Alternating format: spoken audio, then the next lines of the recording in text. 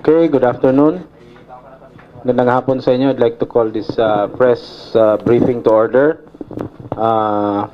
We have with us, of course, our partner from Albay, representing the governor, si Cedric Tayep.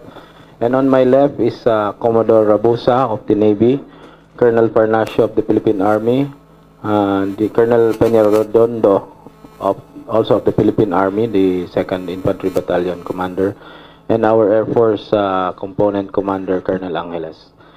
So very briefly, I'd just like to give a region-wide, bago si Cedric, initial effects of tropical, ano ba siya kanina? Typhoon Ruby in the Bicol region. So we have monitored initially 5 incidents, no, due to Ruby. So there were cancellation of sea trips and flights starting December 5, and then power interruption in almost all provinces was noted, which started December 6. No, this is due to the deliberate power shutdown as a form of preventive measure.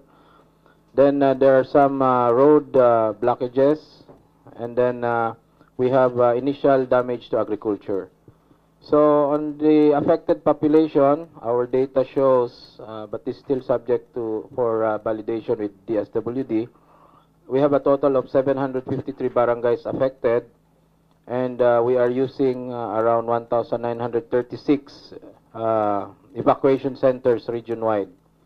So as of 12 noon, we have around 215,354 families that are being served at the different evacuation centers, translating to around 997,000 individuals. Kasama na dito yung inside the evacuation centers and outside. But this still will be counter-checked or validated by our DSWD. So as far as stranded passengers are concerned, we have a total number of 341 passengers stranded at different ports, 58 rolling cargos, 13 vessels, and a number of 19 smaller vessels that are taking shelter at our different shelter areas. So as of December 4, almost all classes at all levels were suspended in all LGUs, provinces. For agriculture, as of yesterday, initial damage report, production loss already reached around 90 million, 463,710 million pesos. Total affected area is 5,643.8 hectares. So ang pinakamalaki pa rin dito is rice, which accounted for 64 million pesos. So yun po. We have some damages or lifelines that were damaged in Albay due to electric posts na natapol. We have floodings in Bato, Catanduanes, Viga, Panganiban, Bagamanok, and Karamuran. Yun lang po ang initial, and we have initial information also from Masbate na merong flooding, but as we speak hindi pa po tapos yung Ruby kay Masbate. So yun po, and we have 3 provinces already declaring a state of calamity: Albay, Camarines Sur, and Catanduanes. That is as of yesterday. So yun po ang initial effect ni Ruby Bicol-wide. And the regional council with DSWD, DILG, DOH, and Uniformed Services, the AFP are on standby for any eventuality. So we are still on red alert because as we speak, the threat of Ruby is still not, hindi pa po tapos, no, for Bicol. Nasa Masbate area pa siya. So, yan lang ang ating situationer as of this hour. So, Cedric for Albay.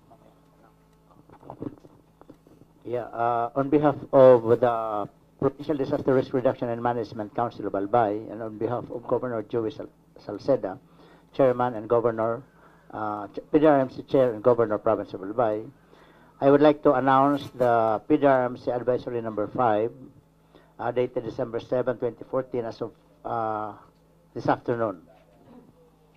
The first instruction on this, under this Advisory Number 5 is we are going to decamp now all the population evacuated in connection with Typhoon Ruby, but they need to avoid the flood because there is no more wind strength that would warrant a threat for the area of the province. And based from our discussion with Pag-asa just a while ago, the remaining threat that would be seen in connection with this Typhoon Ruby is just the flooding, which rainfall cannot even warrant for a stronger severity for now. And the flood justification, why? Because the typhoon will still bring us rainfall, and we are anticipating that it might also enhance the northeasterly wind or northeast monsoon, which can also bring us rainfall even if the storm will pass Masbate. And then the second instruction is class suspension are maintained, meaning we will still have our classes suspended by tomorrow. And this is as consulted with DepEd Superintendent Bibs Centillas through our exchange of conversation through telephone, exchange of information through telephone conversation and text messages a few hours ago. And then for the advisory on work for government and private sectors, the instruction under number 3 will be back to work for everybody. Private and government will be back to work starting tomorrow. And since there are isolations of power, commercial power for the province of Albay, the number 4 instruction here is notifying APEC, SMEC, to lift isolation-driven power curtailment. So meaning we are recommending that the isolation of commercial power be back, meaning we'll resume, the power will be recommended to return to normal. And then number 5 here, because we are also exercising some events on tourism, we had suspended twice the tourism event called Karangahan in the province of Albay in connection with Typhoon Ruby. So for Karangahan opening, this will be adjusted further to December 10. This is the order signed by the governor, countersigned by myself, the 5 instructions under PDRMC Advisory Number 5.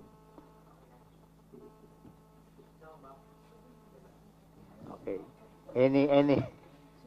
Any question? So, sir, in terms of decampment of the total evacuees of more than 120,000 families, so 100% or remaining yung threat of flood? Can you clarify, please? The decampment will be 100%, but they need to avoid flood, except those evacuated because of the 6-kilometer radius permanent danger zone in Mayon volcano, except those remaining from the 6-kilometer radius permanent danger zone. Yeah, this afternoon. And in fact, Kamalig and Ligao are already in the process of decampment while we were on the way back to office. The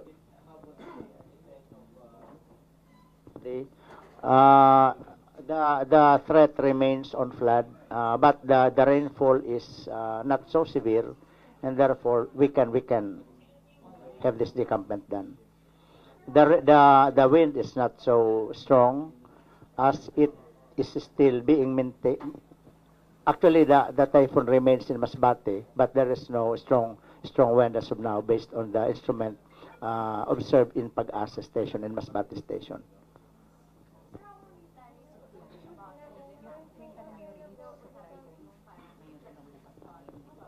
No, they can avoid that. They can go back, but they must avoid those areas flooded. But they can go back home.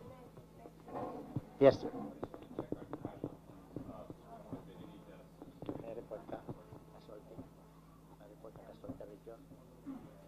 Bicol wide or the Bicol region, there is still no reported casualty as we speak.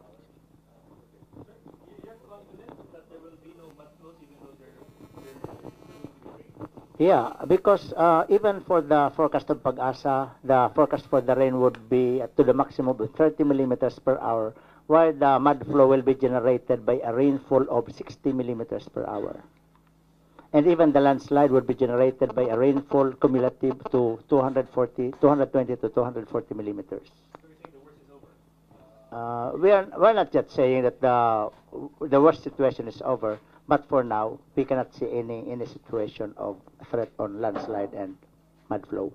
Sir, about the provision of relief goods, it's valid until today or hanggang bukas? They were given already yesterday with 5 kilos of rice distributed to the local government units from the Provincial Social Welfare and Development Office of Albay. So that will be valid because this is only a short duration evacuation. And this is only until now. They are the camp effective today.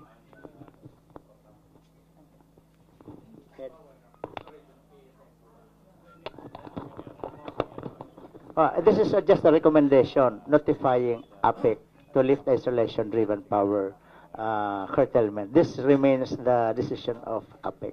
This is just a recommendation.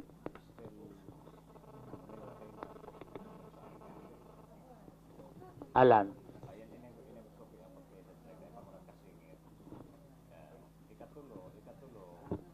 Ano? You have any clarification question from the other members of the RDRRMC?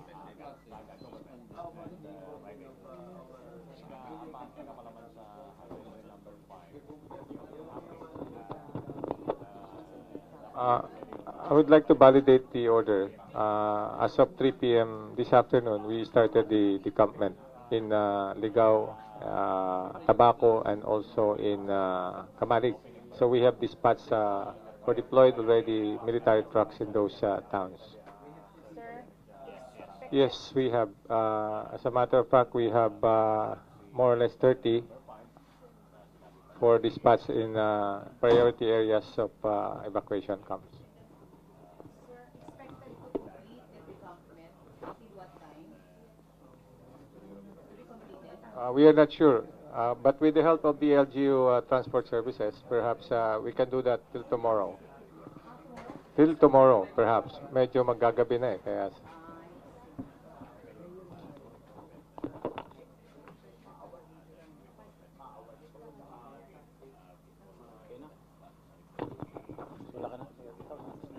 So with that, no, so that ends our press con briefing for this afternoon. Oh.